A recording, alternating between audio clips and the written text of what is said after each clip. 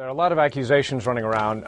Let's stick with what we know as facts. This morning, as Masoud Ali Mohammadi, who is a lecturer in the physics department at Tehran University, as he was going to work, there was an explosion in broad daylight in North Tehran, not far from his house, and he was killed in that blast. A very rare explosion of this type in the Iranian capital. This is not something we see typically in Iran. Now, the accusations now coming from, as you mentioned, Iran's foreign ministry, suggesting that the U.S., Israel, and its so-called mercenaries in Iran could have been responsible for what they're describing as a terrorist act. Now, we don't know a whole lot about this Professor Mohammadi. There have been conflicting claims, both by pro-government factions and by the opposition, which, of course, we have seen are in conflict right now in Iran and have been in conflict for months, as to which camp he could have belonged to.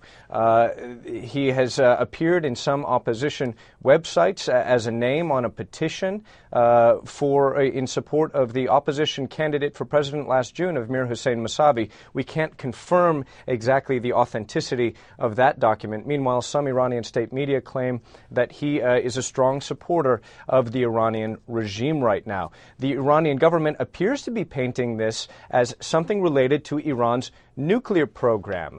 Last year, an Iranian nuclear scientist disappeared in Saudi Arabia, and Iran has accused the U.S. of kidnapping that individual. And now this attack on what appears to be a particle physicist. Now, we've looked at a list of his publications at Tehran University. We've asked experts here in the U.S. to tell us whether this man could at all have been linked to Iran's nuclear program, and they say it's not entirely clear. He appears to be a particle physicist. We're not 100% sure whether his research could have been at all used for Iran's nuclear program. Stan?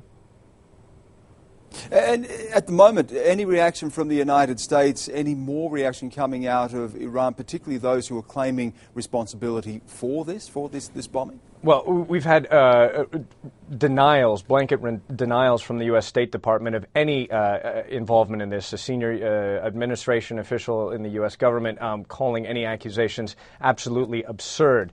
Some of the Iranian state media have accused Iranian exile groups of being behind this attack, and some of those groups have also denied those. What is clear right now, Stan, is we know that Iran's society is deeply polarized. We know that Iran's government is facing a crisis of legitimacy, that it has been cracking down hard on the opposition movement, and the nephew of an opposition leader was just gunned down 2.5 weeks ago. But we also know that the Iranian government is facing a diplomatic battle against the U.S. and its Western allies over its nuclear program. We just don't know where this act of violence fits in yet.